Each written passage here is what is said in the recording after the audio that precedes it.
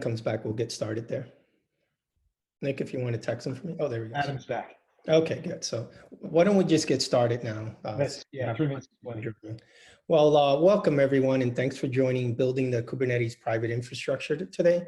I'm your host, Ray Moda. I'm CEO and Principal Analyst for ACG Research. Joining me today from Acknode are the two co-founders, Adam Dunstan and Nick Heyman. I know Adam for many years. He's a hardcore router guy, but Adam actually comes with a wealth of experience working for service providers, large enterprise. He actually was the founder and CEO of a company, Active Broadband Networks, which was sold to Constellation Software and CenturyLink. And over the last few years, he's worked tremendously in building some of the large cloud infrastructure networks for large enterprises and service providers. And also joining us today, the other co-founder is Nick, and Nick actually has tremendous engineering executive experience on the social media side of it, where he was executives at Friendster, Facebook, and Twitter, and his extensive infrastructure of development is going to be important to this call. So welcome, gentlemen, to the call.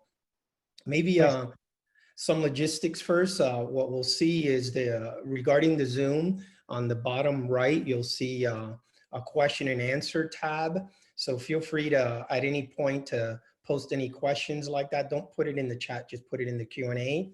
And we'll try to address all the questions. And I guarantee you all the ones we don't get to, we'll follow up and joining that from there. So maybe Adam, if we can start off with the debate slide first, and I'll kick it off and then hand it over to you. So one of the things that we see is regarding this debate of cloud versus public and private, right? And it's not just on the enterprise, also on the service provider side, we see that. And this debate isn't a new debate. It's been going on for a very long time. But there's been innovation lately associated with Kubernetes, which we're going to get into, and different technologies that have made the decision to consider private and hybrid environments somewhat. But I would be remiss if, honestly, I don't talk about the impact on public cloud. There's no doubt that public cloud has had a major impact in our industry. It's helped accelerate a lot of startups that didn't have the proper funding, and they've been able to build companies and infrastructure, and they were able to do it at an area where they can kind of do as pay-as-you-grow model. But it also helped a lot of enterprise and service provider IT organizations that had a lot of resource constraints or capacity constraints, and be able to offload some of that application, right? So there are some benefits with that. But of course, there's also been some challenges with a lot of organizations. There's too many people make the mistake in the industry where they assume public cloud translates to open cloud, right? And there's a lot of challenges with not understanding about application portability, and in some cases, the actual expense for that capability of moving from one public cloud to another has been allocated, and it's gotten a lot of CIOs in trouble for that. The other thing that we hear is a lot of control related to differentiation. When you develop these applications, how do you have the visibility, control, and the configuration capability to be able to develop these services? And this is going to be magnified somewhat as we see spectrum like mid-band and high-band start to be allocated from a global perspective, because we're going to see more and more development of low latency solutions that could create some challenges associated with security compliance, data sovereignty. So in this environment, what I'm excited about is we've got people like Adam and Nick that actually have tremendous experience in building these. So I like to make it interactive. So as they're presenting, feel free to ask any questions at this point.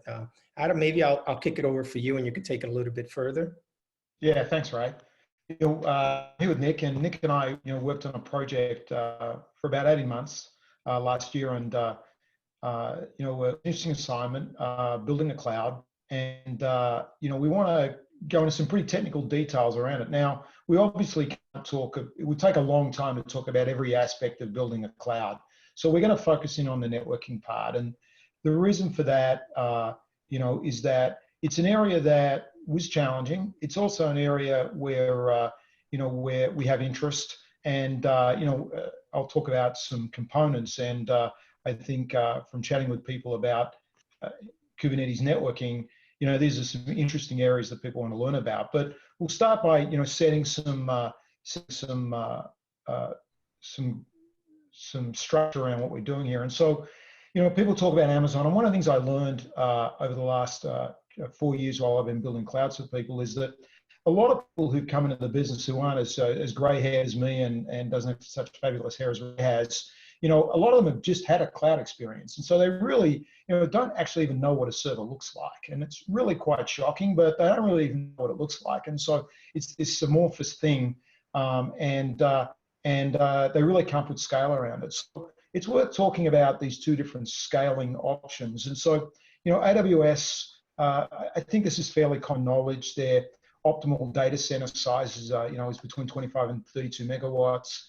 And they put about 50 to 80,000 servers in these data centers. And of course, as Ray mentioned, they're very focused on a broad feature set and scale requirements, really very focused on optimizing costs. And we see that in the way that they build proprietary solutions and use open source and really seek, very significant scale economics in the way that they do things. On the other side, we have the enterprise data center. And, I was talking to someone yesterday and they go, isn't the enterprise data center an old place, where, mainframes and AS400s go to die? And while that might be true in a lot of cases, for any company who's going to have a hybrid cloud solution, which we believe will be most of them that have both have systems running in the public cloud and systems running in their own infrastructure, there's a phase underway where enterprise data centers are normalizing with functionality, but they're at a different scale. That said, often 1 to 10,000 servers. However, I will say in the project that Nick and I worked on, this particular enterprise had more than 300,000 servers throughout the organization. Now, not as well organized as Amazon, but, these large enterprises have, a surprisingly large number of servers. In an enterprise data center, however, it's much more focused around specific functionality. You really can't build the broad customer feature set, unless you're at massive scale. So much more focused around scale, optimized to meet specific demands. Also, and there's a couple of people on the call that know me, and of course Nick knows me. When I started this journey in cloud building, first at Century and then in this other project last year, I was absolutely an open source zealot. I'm like, why would I buy open source or pay for open source when I can do it myself? And I was fortunate in Century that I had a very strong development team of mainline programmers. But as time has gone over the last 4 years, my position has changed a little bit on this. And an enterprise, even at a large scale, needs to have a combination of both and then balance costs associated with that. Did I miss anything here, Nick, that you wanted to put into this? Well, I just wanted to talk about, when you talk about AWS or enterprise, often there's a question of, what tool is right for my job in terms of what you're building, and then 2, sort of some of the trade-offs that you're explicitly making when you make those decisions. And I think more and more what you and I have recognized, Adam, is people aren't aware of some of those trade-offs. One of the things that we've seen on the enterprise data center side is sort of this solve the problem with the sort of unaware of the complexity of the system in those. And that can end up creating a lot of technical debt, which can in turn really create a very expensive human resource cost. On the flip side, you have like the AWS model where it's actual debt, because now you've traded off your sort of operational expertise in terms of building that infrastructure for not necessarily a one size fits all, but 4 packages, you choose one, but you lose some of the price advantage or scale advantage that you would have by doing it yourself, because you're taking on this what can be an unknown huge operational cost depending on how your application grows.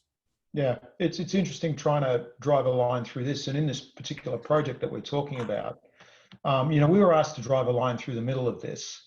We were building a system. We were not asked to build a system to rival AWS. On the other side, it was bigger than an enterprise system. So we were asked to kind of drive a line through the middle of this. And so let me touch on a few of the design parameters associated with it. We were asked to build a container service, not a cluster service. And so one of the things that really surprised me is I've talked to a lot of people who have enterprise Kubernetes. What they do is they take their old OpenStack system and they load Kubernetes on top of it and they say, hey, here's a Kubernetes cluster for you. And I think, how is that necessarily helping the application developer who's actually looking for a way to improve his ability to deploy his application? So Kubernetes, and I like to say it this way, OpenStack is infrastructure automation for infrastructure guys. Kubernetes is infrastructure automation for application guys. But if you make them also manage it as well, what have you solved? And that was not what we were doing. And so it was a container service.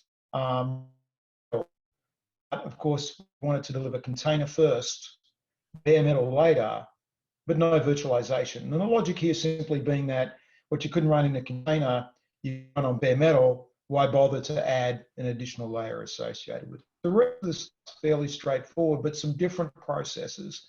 3 zones, 2 regions, pretty normal stuff. We focused on operational security first and compliance to follow. This was a bit of a flip for our customer. They were much used to, during the planning phase, to go through a whole lot of compliance associated with it. What we wanted to do was be able to look the people we were providing service to in the eye and say, hey, this thing's secure. And then worry about doing the paperwork later. And fairly conversely at the start, we were building a multi-tenant capable system, and I'll talk a little bit about that. It is possible to do this, but at the time there was a lot of question. People were not sure that could be done, and we preferred upstream open source, and we used very little commercial software at all in this. In fact, there was only one commercial vendor, and as I said when we were talking about this, the webinar, I'm not going to talk about any vendors in this. We're not going to do any product positioning at all. One of the first part of it is we went into, and I will get to some pretty detailed technology stuff. The first part of it was a prototyping phase, and it went on for 3 or 4 months. There were the obvious things that you do during prototyping, which is learn about how things are done and what's the best solution. And we looked at every component that we were going to run inside the system. But there was a more important part of this, and that was the second bullet here, concurrent team development. Now, the reality of anybody who's building this, you all know that it is hard to find people who know how to do any type of technology job. It's searching for staff to build these and team members to build these kinds of platforms is really hard. And where we were located, and although we ran this project all over the world, it was doubly difficult. And so we focused on finding application people, which are far easier to find than infrastructure people, who had an interest in infrastructure, and then help them learn about building the rest of the platform. So during this prototyping phase, it was really very much an educational phase with our team as well. And we went through all of our system components. And an interesting data point worth thinking about is the closer you get to hardware, the less choice there is from open source components. This makes a lot of sense. As Ray was talking about the cloud migration going on, what we've seen is a move of infrastructure over into AWS, GCP, and all these other guys. And that means that people who are building open source, people who are building tools, have gone and done most of their work up on top of this layer that they don't have access to. So as you get down into the things that makes Google and Amazon work, there's not a lot of choice in there. And so some of the places we had very little choice. Went to our networking, so we did all the container network interfaces, a whole bunch of them. We looked at tunnel native, and I'll drill into some of that as well. Hey, Adam, maybe just want to really quickly talk about the difficulty between finding infrastructure people versus application people, and how sort of the cloud architectures out there really lend themselves to making it easier to sort of quantify or get the human resources to build that application. But once you start digging into that infrastructure, it's just like the software, the people who actually understand the bare metal provisioning or how to leverage some of that resource, there's a gap there. Yeah, and you're in San Francisco, Nick, and it's not unique there. I mean, I think what is unique there is that the cloud providers have attracted so many of the vendor development engineers into their organizations that used to build products then enterprise purchased as well. So it's not only inside our our IT organizations from a skill-based perspective. It's also how much of the intellectual horsepower they've taken out of the people who serve those customers too. So I think it's a really valid point. I'm just going to touch on this briefly because I mentioned we did container security here, and we built a structure so we could ensure, and I'm going to talk about some of the networking stuff later on, but so we could build a system where customers' containers could run and be isolated in a way that was appropriate from a security perspective. And there were really 3 dimensions to this. The first dimension was, and it's talking about security, it's access and lateral movement, right, are the 2 things that you mostly worry about from this access security perspective. And so we dealt with lateral movement inside the pods. There's an interesting piece of software called gvisor, which we attempted to use a few times. We didn't end up using it in the end. The first time around it was unstable. The second time we prototyped it, it didn't work very fast. It had performance problems. We ended up going back into the basic stuff, app armor, and doing a bunch of work around making sure that we had isolation of movement inside nodes. Getting access to the system, we built an IAM system that runs off the back of RBAC. It was a combination of a variety of things. We used Keycloak for access control. It was to enhance policy. We used OPA with mutating webhooks. And in fact, we started this work before OPA was really available, did our own mutating webhook stuff first. And then access into the system comes through a different path via these external load balancers. So that gave us access control over the system. It gave us inside each node controls around lateral movement on the nodes. And then jumping the other side of coming in on the outside, and this is where we're really going to jump in detail here, is we used external gateways and a piece of software called MetalLB that I'll talk about a little bit more, which is an orchestrator for creating what's called Kubernetes load balancers, which are in fact, routing gateways. So that controlled how the initial packets got in. We then fed all traffic into a service mesh, and we used Istio as the popular one. Gave us a bunch of benefits, but from a security perspective, it meant that everything was encrypted. It was encrypted going out the internet, and it was encrypted between the pods. So all traffic between pods was always encrypted amongst them. Now, Istio's service meshes is a different topic of conversation. We're going to talk a lot about it today. They have a lot of features. They have a lot of complexity too. And so it's a difficult decision to think your way through as to whether you should use them. But in our case, we needed security inside the complex. And finally, to make sure that we had the lowest level of control to stop mobility, to stop and to get into other people's containers, we had a policy driven by Cilium.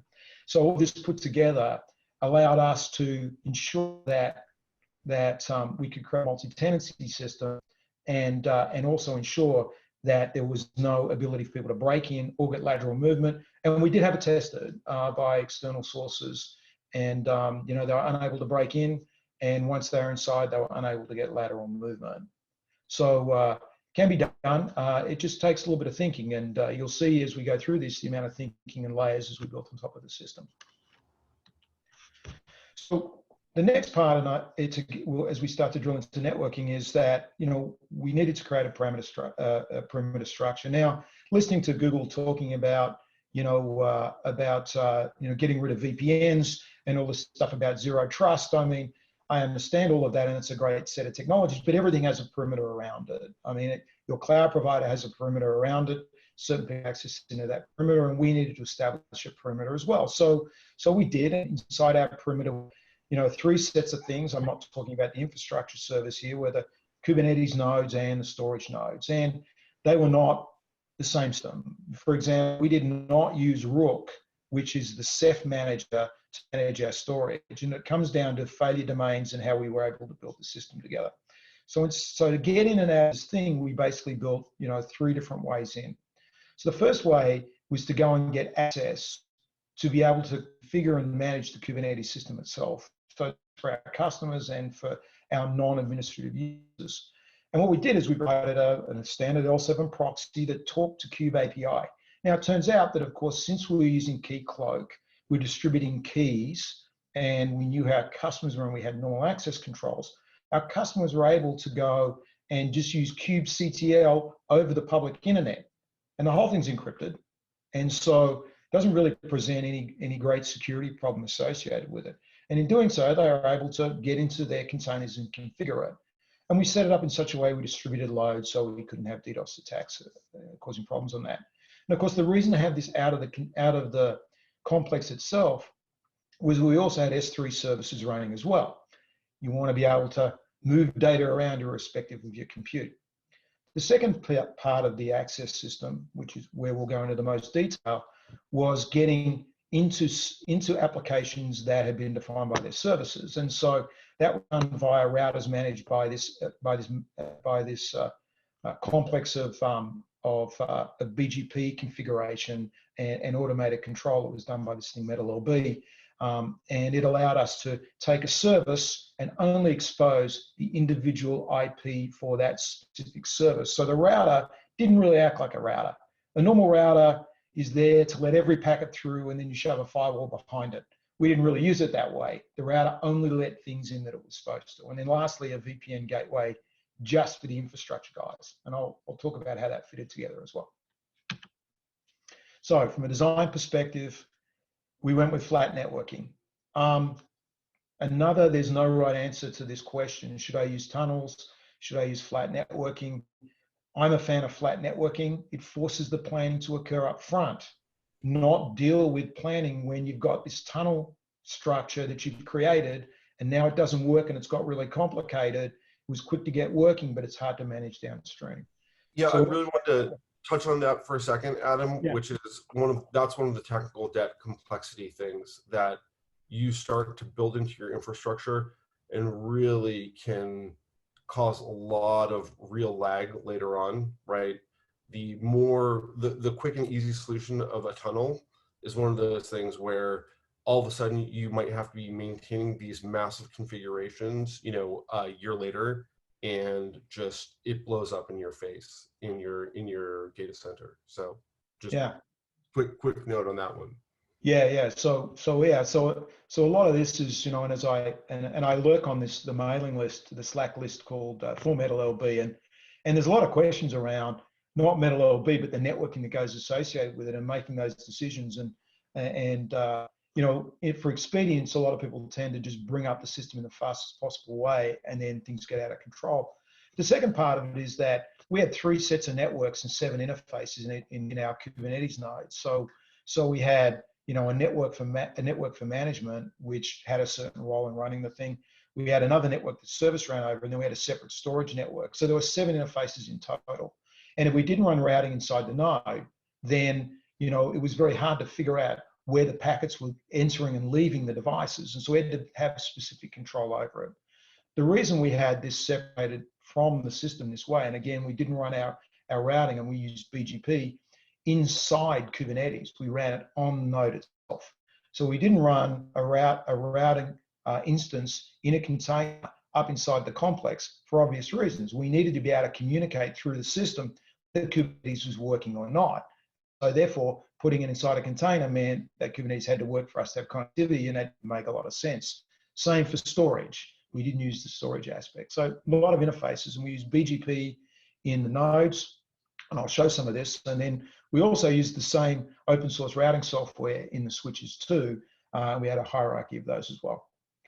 The other part, as you talk about fate sharing, which is the failure part of it, what happens when components fail? Actually, the more important part of the start is the chicken and egg problem.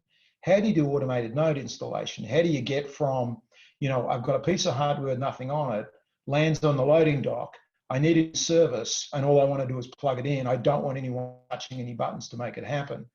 And so that's the other aspect of fate sharing, is how do you go down the chicken and egg path? And I'll give a very high level description of that in the end.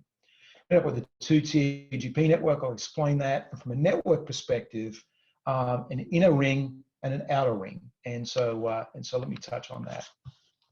Make sure I'm on the right buttons there.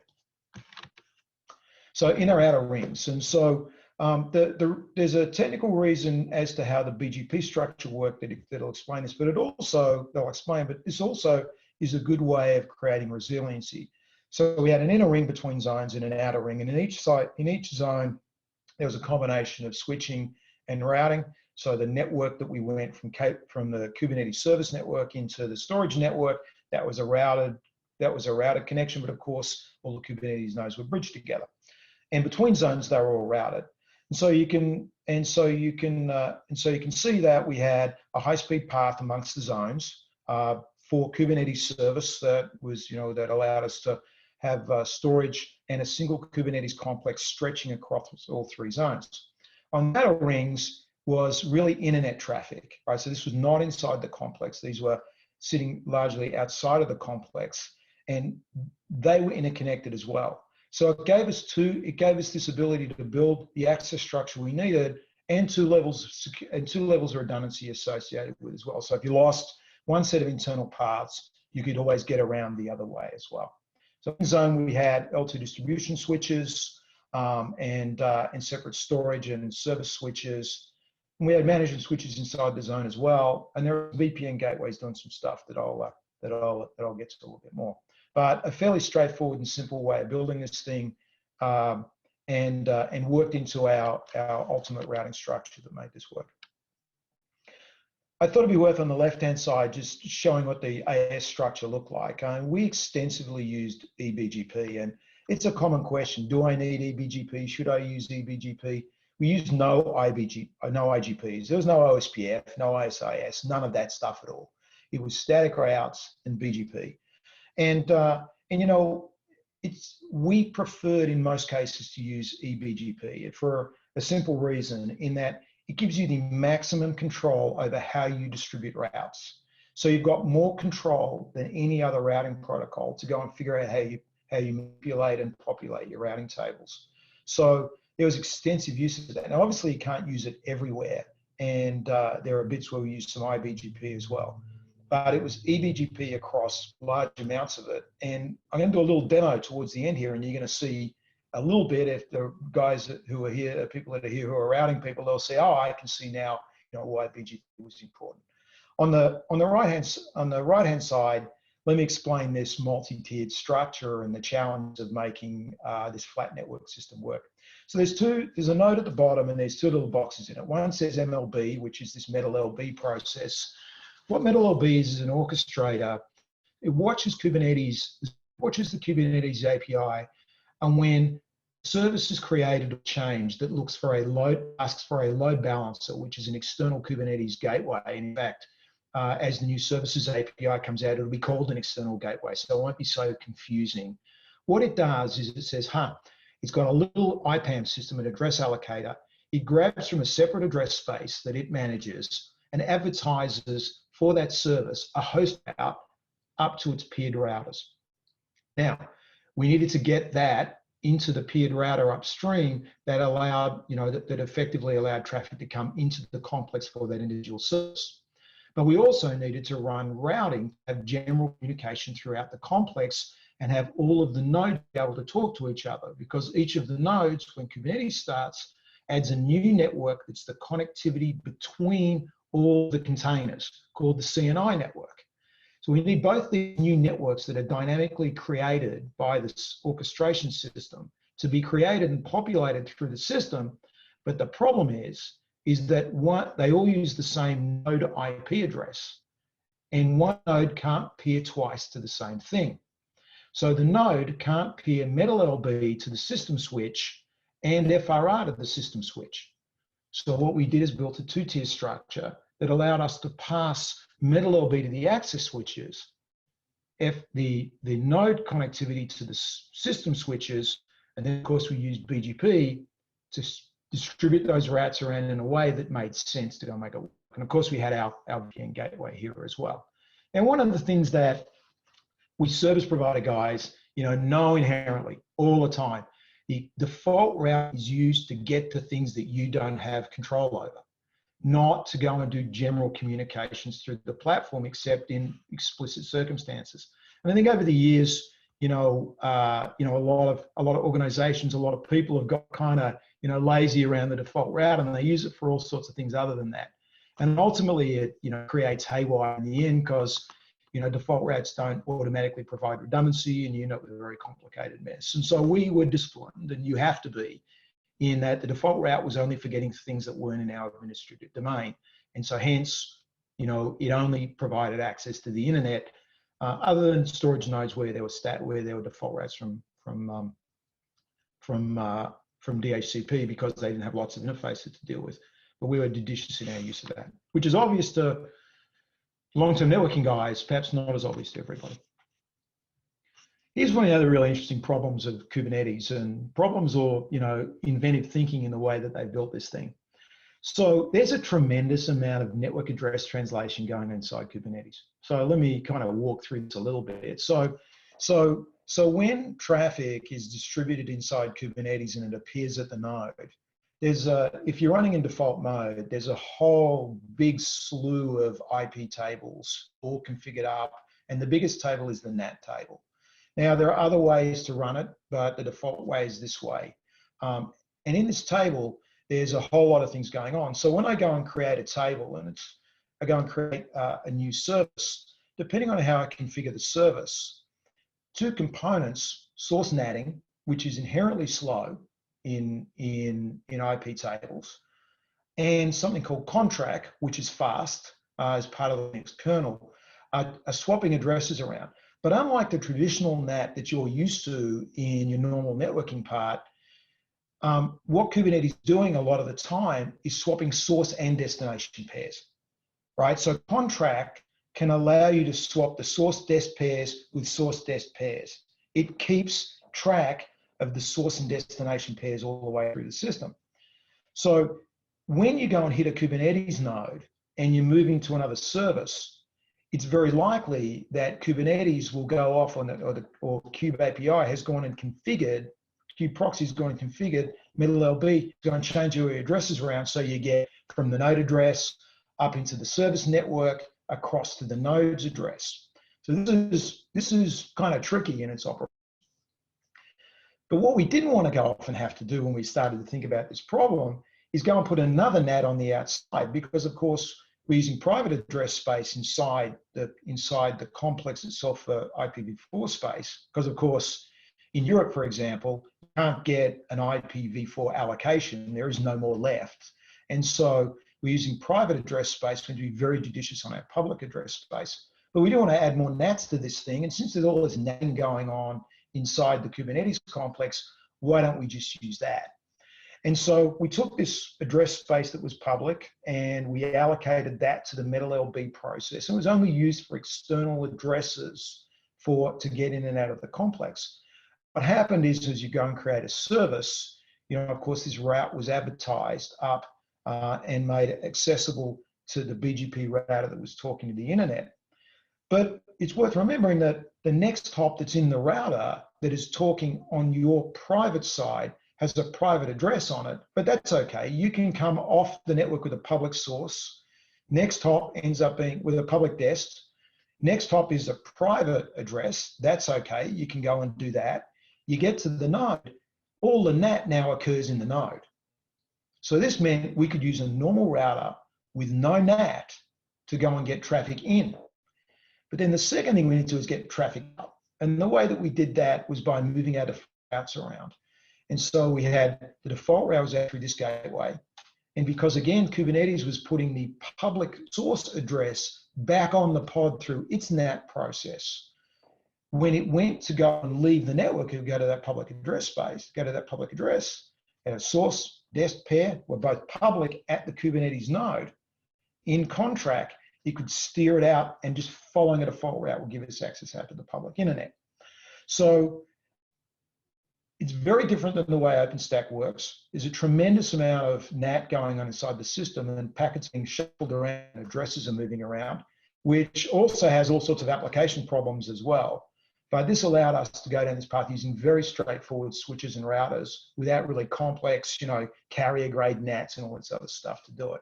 But of course, we still have one final problem, which is, when a node's using a source, when a node wants to talk to the internet using a source address for a non-public service, it's still got a NAT out to the internet. And so we use policy route and go and steer that off through our VPN server, which was providing traditional NAT functions to go and make this work.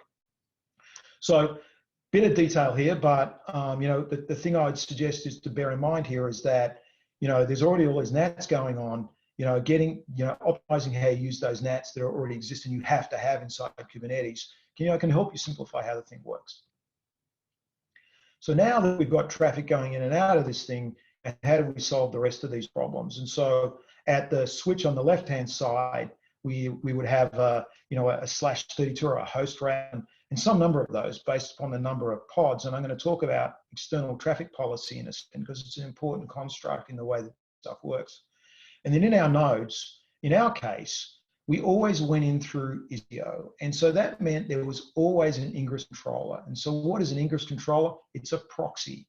It's nothing more than an Nginx or an Envoy or one of these proxy service, right? It's another load balance. There are load balancers everywhere in Kubernetes, traffic flowing all over the place.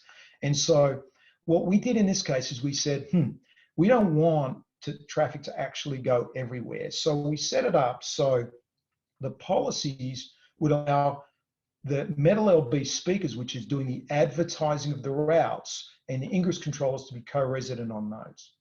And so that meant that the ingress controller was advertised. And that was the IP address that was used to forward traffic into the node. So the speaker would advertise that address. And then the ingress controller forwards onto the pods. Now, one of the great things about ingress controllers forwarding onto pods is they don't use Kubernetes NAT-based transport. What happens when an ingress controller operates, it goes and looks up the direct IP endpoints. So it goes and looks up the endpoint and says it's got this particular IP address on it and just uses routing to get there. So unlike normal traffic flowing around Kubernetes when the addresses are all shuffled around in and out of SNAT, the worst place to be because there's no slower performance than SNAT, running an ingress controller avoids all this use of IP tables. They still get created, but you never see them. And the last thing that we did here was that we ran this with external traffic policy local. And I'm going to show a little bit about how this works in the demo here, and I think I've still got time. And so I'm going to show just a quick demo here that shows exactly what went on there. So just let me get over here. Hide some screens. And so first let's quickly go here. We've got a little, not the system, but it's representative of the way that this thing works. Ray, you can see my screen here?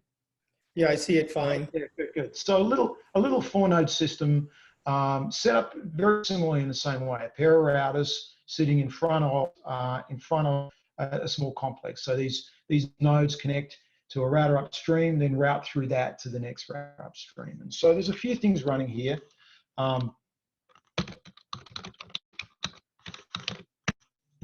Actually, I'll do it minus this way, and we'll see, because we're going to see some public address space here. And so the ones we're going to look at here today are these two here. So one of them is what I would refer to as a service that's going directly into the pod. This is not going through an ingress controller, and you can see that I've used Metal LB and I've allocated an external address to it. It's this 172.32.54.3. And in the second service, I'm feeding through an ingress controller, so I don't get a public address on the pod, but I do get the public address down here that I'm going to go off use. And so let me just drop into what's happening at the low level below this. And so if we go and have a look, I'm going to go and look at it this way. This is going to the routing software. As I said, we used free range routing. It's really two good public open source pieces of routing software. FRR, which is a fork and an evolution of Quagga. It's very good software. There's lots of support for that. And another one called BIRD. Both of them are great. We use this one because it's got a familiar interface that people will see, and we're able to use it in our switches as well.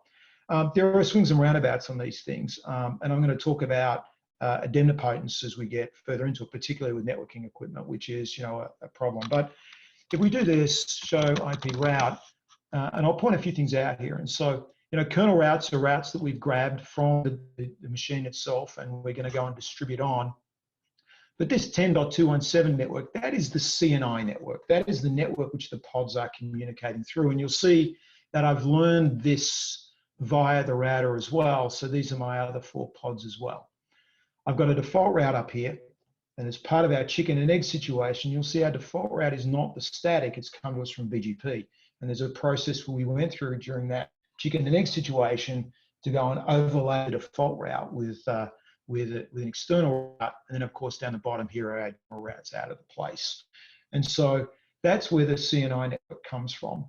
Let me just duck over and show the external one.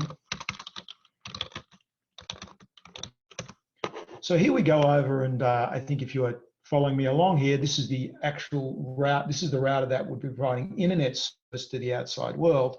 So we see our default minimum set of stuff here, and you'll notice our /32 routes that have come from the services that we created. There's more than the two in the system than I originally had there, but these are the two that we're going to look at today, 254.1 and that.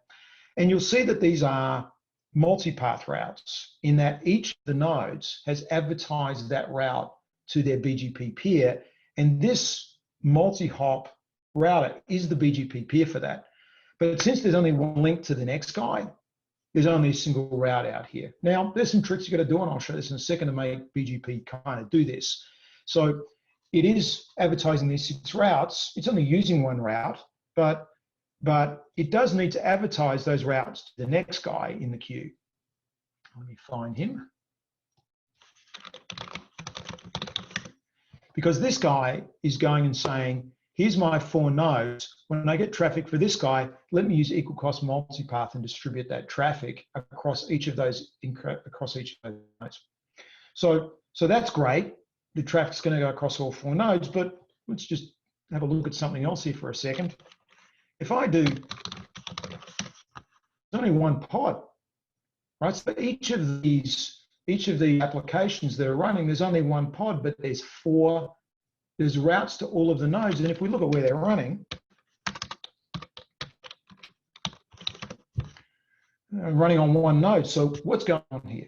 This is Kubernetes redistributing traffic in cluster mode. So what happens is it'll distribute the traffic equally across all 4 nodes, hit the pod, and the pod will then, the node will use IP tables to go and distribute it back across. So it adds another layer of distribution. It doesn't seem to make a whole lot of sense, but that's kind of how it works. It makes the thing work, kind of reliably. And so we end up going into these 4 then go and redistribute the data on, and that's all great. But this creates, and the networking guys listening to this are going, that's interesting, about the challenges of moving the data around. But the other guys are in a different place together. They're like, hang on a second, my pods and my programs often use source IP addresses as part of the way that we manage stuff. So what source IP address do I get in this case? Well, good guess. You get the source IP address of the node that did the NAT. So now you've lost the original source IP address of the customer from the outside world. Not great news for a lot of people. How do you go? It's a problem. When you put an ingress controller in front of it, not unsurprisingly, same thing. We've got from the ingress controller, we've got the ingress's CNI address, and the HTTP X4 real IP is also a node address. Not ideal. So we didn't suffer from this problem, and you can easily avoid the problem by doing the following thing. So if we go and take a look and move from let me just type the right line here.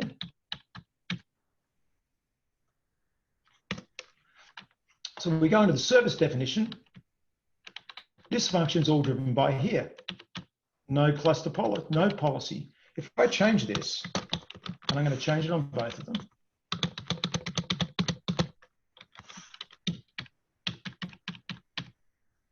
Of course, I change it on the service directly to the pod when I'm direct. When I'm doing it through the ingress controller, I do it on the ingress controller's service. You'll notice again down here, we're in cluster mode.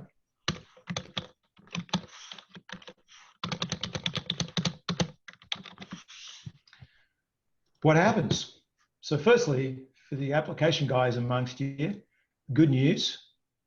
The original source, the correct source IP address, that happens to be the address of this VM, appears as the source address directly into the pod. And of course, since the ingress controller is a pod, if I go and look at the ingress controller and run it, we get that source address as forwarded by the controller and X forwarded to HTTP headers or in X real IP address. So now I've passed this traffic through, and I've avoided this multi-layer of distribution that confuses the operation. So, and Adam, just I really want to quantify this here. Like, you're at what you've just done is short-circuited at least 4 weeks worth of ticket coordination between tier 2 escalation, tier 1 escalation within at least 3 groups of a company. And I say 4 weeks in a fairly quick organization, but this could be fairly far out just in terms of coordinating large groups of people just to get that source IP for your application. So your application people are effectively idled while this ticket situation is getting resolved internally, which is, it's kind of crazy, but those 60 lines of configuration, that's 4 to 8 weeks of multi-team coordination right there. Yeah, exactly. The ticket starts like this, not getting source IP address. Yeah. And then it goes on from there. But let me just quickly wrap this up and show a few things. So now if I go look at the routing table, hopefully we can see that down there in the external guy. Whoop, I pressed the wrong button. But we've gone to a single set of routes here as well, so we don't have all that multi-hop going on. When we go into this guy, same situation again. We don't have all that multi-hop going on. And let me just finish up this by showing you a couple of things. All this IP routing, all this BGP, you go, wow, how am I ever going to do that? Let me just show the configuration. This is the upstream router from the nodes themselves. Look, well, 15 lines, not amazingly complicated. This is all built up in a way that's easy to kind of control as well. It's built in this chicken and egg model. If I go and look inside the individual node itself, there's some more tricky stuff in here as well, but show, again, not a huge configuration, not a lot of static data in this thing as well. And likewise for the final configuration here as well. So now in this guy, we've been doing some work on something new, and I talked about routing for a second there, and I said open a /32 route. There's on our GitHub page, there's a Kubernetes operator that actually does something else as well. It actually puts firewall tables and traffic control information into the upstream route as well. And so in this version, the one that we're looking at here, you see all these NFT tables. This is actually putting all the firewall rules in as well. And NFT is going to become important. It's the new thing that's in Ubuntu 20 replacing IP tables. So let me just switch back and get ourselves wrapped up here.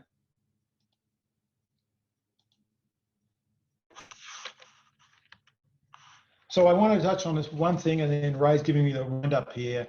This is how we went through node automation at the start. So remember we said we want to get it from the loading dock into service. It gives you a sense as to how we march through it. We use this one piece of software called Rack HD. There's not a lot of choice in this area. Installed the initial node. This is where we had the default route to the VPN.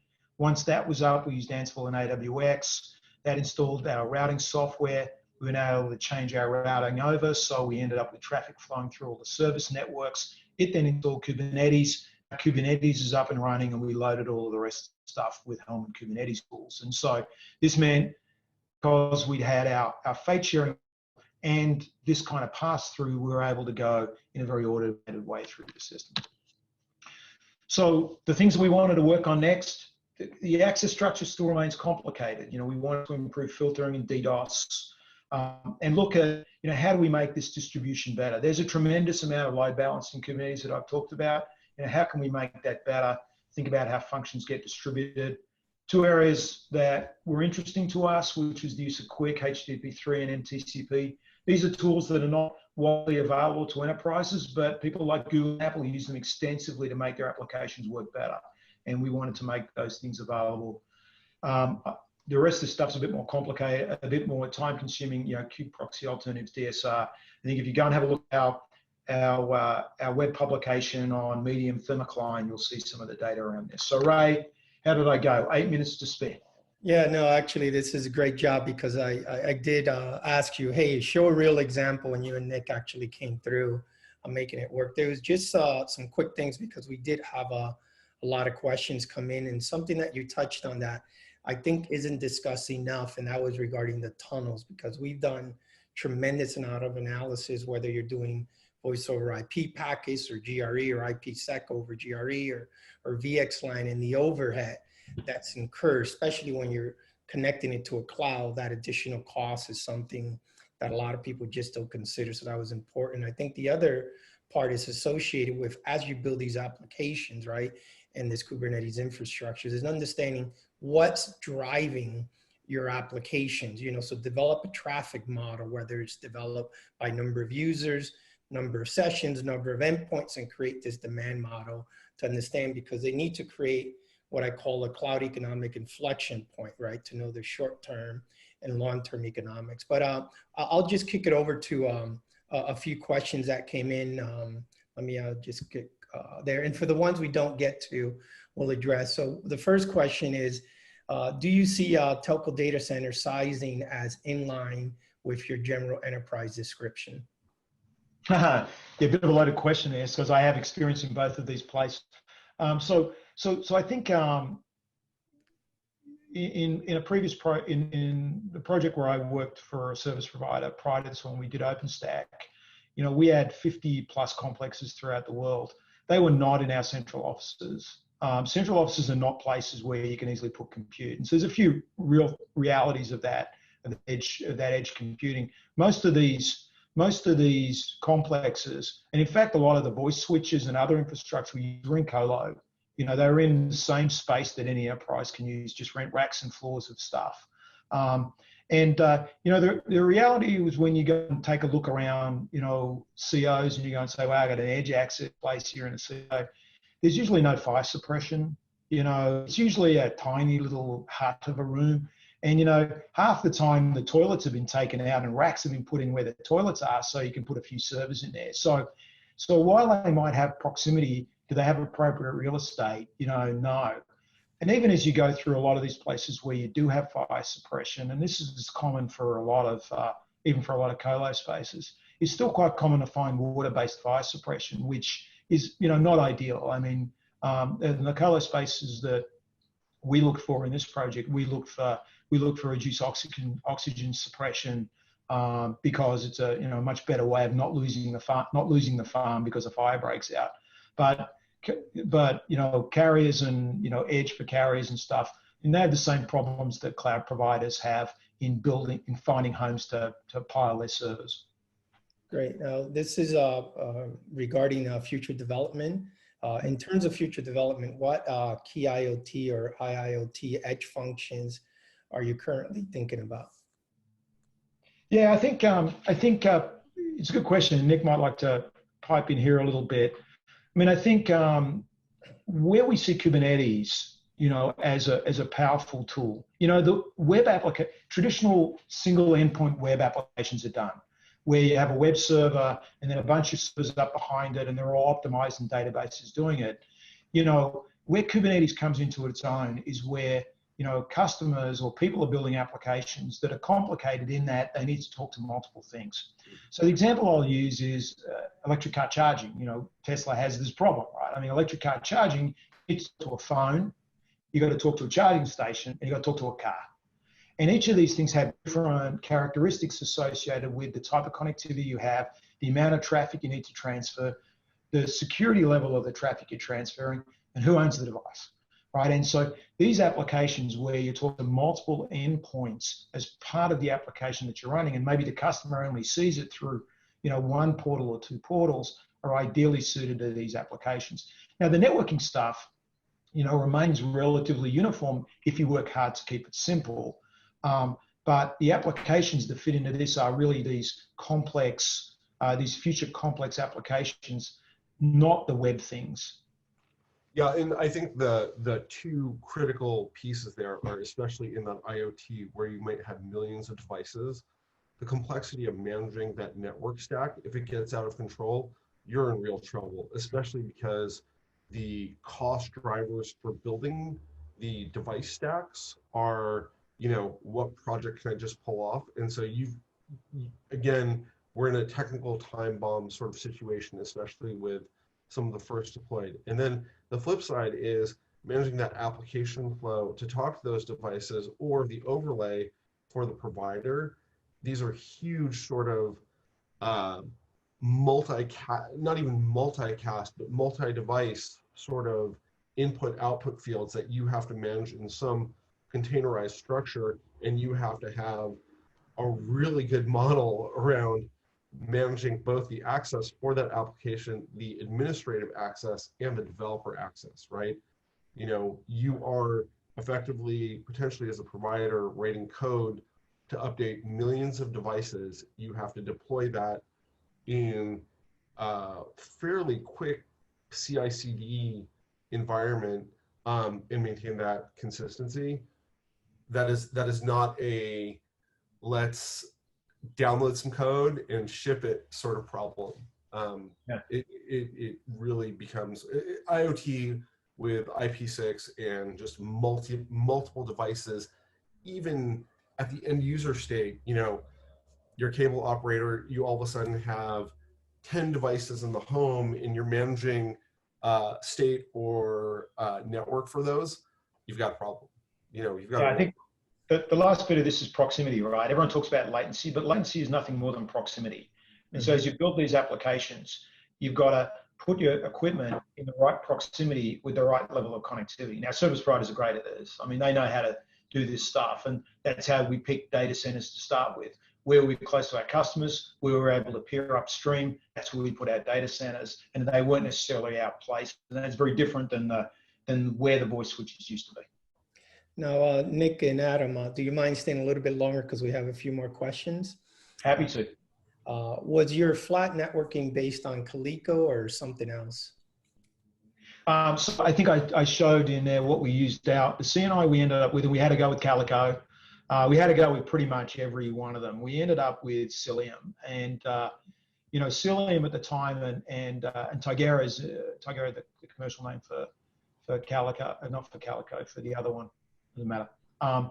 Cilium was the leader into this BPF technology, and you know, BPF allows you to write microcode inside the kernel for packet forwarding and a bunch of other stuff as well. And our interest in that was to increase performance, but more importantly, to reduce the complexity and use of IP tables. And it was heading on down that path. There are other solutions today, but we ended up using you know, Cilium for it. And it was more about packet forwarding because I think as you look at CNIs, with the exception of the really specialized ones for MPLS and all that stuff, they will pretty much do the same thing. They build a CNI network for you, either flat or out of tunnels, and then they provide some additional policy hooks for packet filtering. Now, it was mentioned that Rook was not selected for your storage. Was there any alternative selection that provided dynamic PV management? We did. Yeah, we did dynamic PD management, and so you don't necessarily have to have Rook to. So Rook, when we went and looked at it, and in fact, by the time Rook started to appear, we were a fair way down the track, and so Rook kind of started to pop out into the public domain. You know, December 2018, it was just starting to come out, and we were, you know, we were heading down the path in our build by that stage. And so, you know, again, we separated this out. We did have to do a fair amount of work to go and manage our persistent storage, which is what you're talking about here. And we were able to do that, but the management of Ceph was, the management of Ceph and the Ceph cluster was independent of the Kubernetes cluster. But you could manage persistent storage, and you could allocate and grab persistent storage, you know, using the Kubernetes tools. I think that's probably the answer. I'm not exactly sure. Okay, and then the last question, and then we'll answer the other questions that will follow up, is to pair MATLAB with FRR, is MATLAB in layer 2 ART mode? And MetalLB? No, we ran MetalLB all in. So MetalLB runs in two modes. It runs in an L2 mode and an L3 mode, an L3 and a BGP mode. We did not use it in L3 mode. And I think it gets a lot of use in that mode. Really what's happening there, however, is really all you're doing is saying, hey, I'm going to put an address on this node or on all these nodes. I'm going to put it on, and I'm going to run a little ART process. So if I get an ART request, it'll answer it. And while it does attract the traffic to the node, it actually reduces the level of security associated with it. So now, if you wanted to make that an external address, you're not within your automation path anymore. One of the benefits of our automation path is that when an app developer said, this is the port to open, this is the pod to talk to, and I need an external address, that was all completely done in our workflow completely with Kubernetes, and so nothing anywhere else. When you use L3 mode, you can go off and do that, but now you get to this point, the address is now sitting inside your system. It's onto trouble tickets to ask the firewall guys to open a firewall, install a static route, or do a whole lot of work to make some other manual code to make that work. And so we did not use it at all. I think it's good for little prototypes in labs, but not really suitable for, larger scale servers. Good, excellent. Well, I think this will concur the questions. We'll follow up with others. Nick and Adam, thanks again. And I appreciate you doing a live demo, because I think from an educational point of view, now the people that have registered, I'll follow up with an email with Nick and Adam's information, as well as a slide deck. So thank you very much, and stay safe.